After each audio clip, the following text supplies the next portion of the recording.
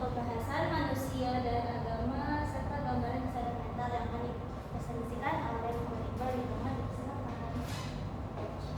Assalamualaikum warahmatullahi wabarakatuh.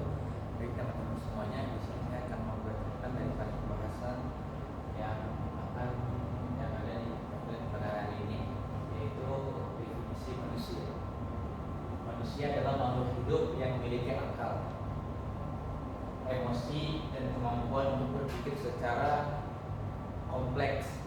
Manusia juga mempunyai kebutuhan dasar seperti makan, minum, tempat tinggal, namun juga mempunyai kebutuhan psikolog dan juga sosial. Kebutuhan psikologis termasuk kebutuhan terhadap penghargaan, agama, dan pencapaian diri.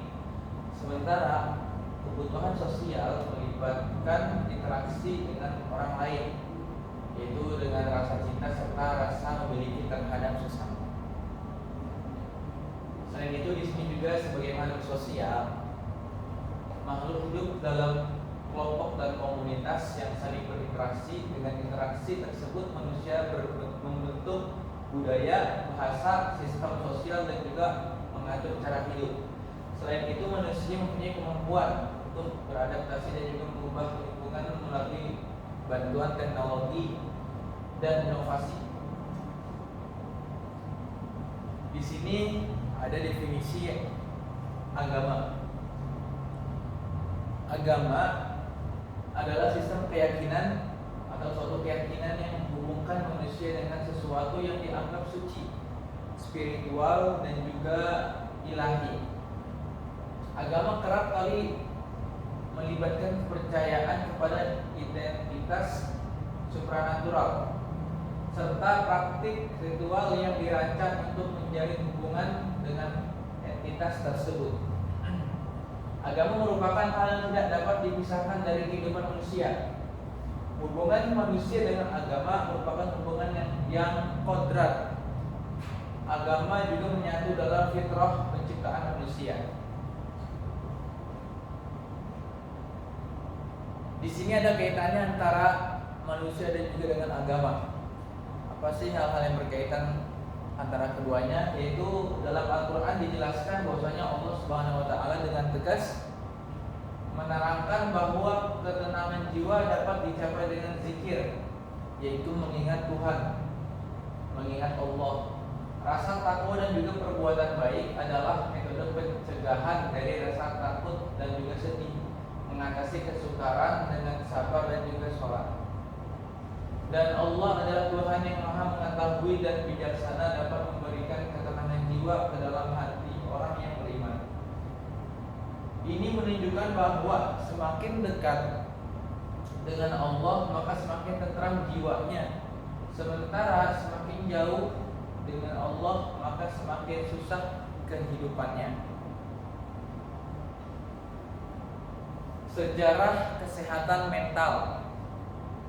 Pada abad ke-19, para ahli kedokteran menyadari bahwa adanya hubungan antara penyakit dengan kondisi dan psikis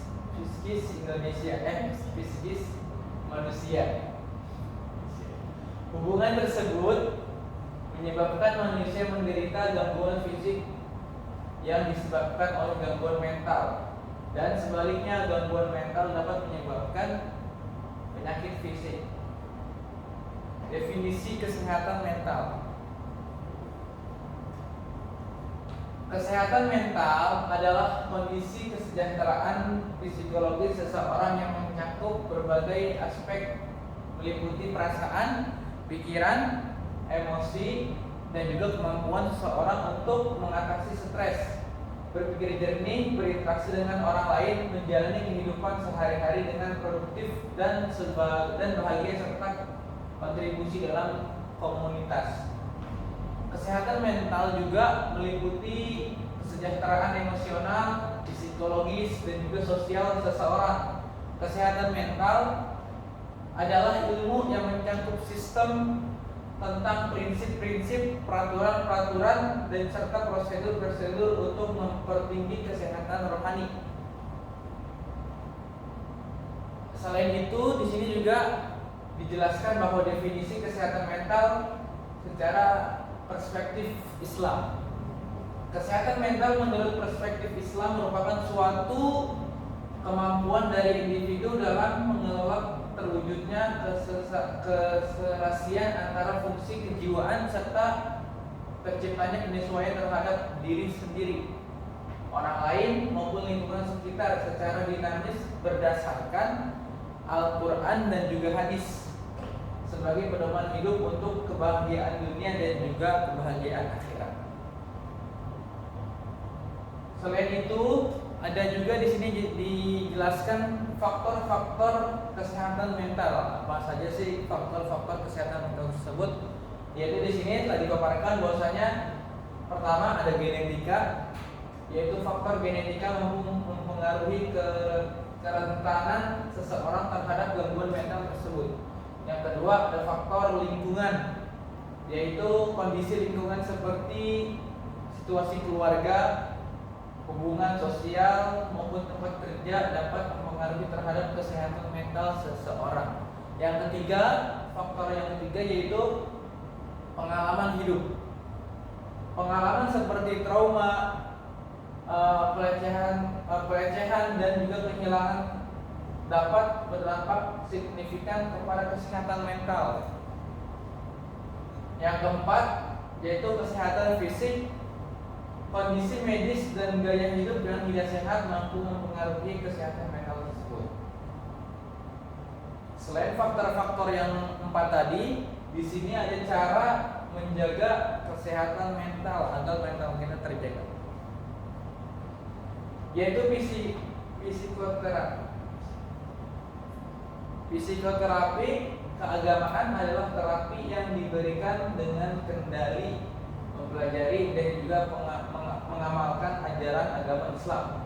Psikoterapi Islam adalah proses penyembuhan gangguan dan juga penyakit yang mencakup gangguan fisik, mental, spiritual serta karakter berdasarkan kepada nilai-nilai yang berasal dari Al-Quran dan juga hadis. Cara menjaga kesehatan mental tersebut itu dapat dilakukan pertama dengan berbicara dengan orang lain, yang kedua dengan aktivitas fisik, dan ketiga istirahat yang cukup dan teratur. Baik, di sini kesimpulannya yaitu manusia dalam hidupnya memiliki akal, emosi dan kemampuan untuk berpikir secara kompleks. Manusia mempunyai kebutuhan dasar seperti kebutuhan psikologis dan sosial, termasuk kebutuhan terhadap penghargaan, agama, dan pencapaian, sementara kebutuhan sosial melibatkan interaksi dengan orang lain, rasa cinta, serta memiliki terhadap sesama. Lalu ada agama sebagai sistem keyakinan yang menghubungkan antara manusia dengan sesuatu yang dianggap suci, spiritual, ataupun ilahi, yang melibatkan kepercayaan kepada entitas supranatural serta praktik ritual yang dirancang untuk menjalin hubungan dengan entitas tersebut. Dan yang terakhir yaitu kesehatan mental adalah kondisi kesejahteraan psikologis seseorang yang mencakup berbagai aspek meliputi perasaan, pikiran, emosi, serta kemampuan untuk mengatasi stres, berpikir dengan jernih, berinteraksi dengan orang lain, dan menjalani kehidupan sehari-hari dengan produktif dan bahagia serta berkontribusi dalam komunitas. Demikian presentasi dari kelompok 6. Selanjutnya kami buka sesi tanya jawab di kolom komentar. Bagi teman-teman yang ingin bertanya bisa di kolom komentar. Terima kasih. Wassalamualaikum warahmatullahi wabarakatuh.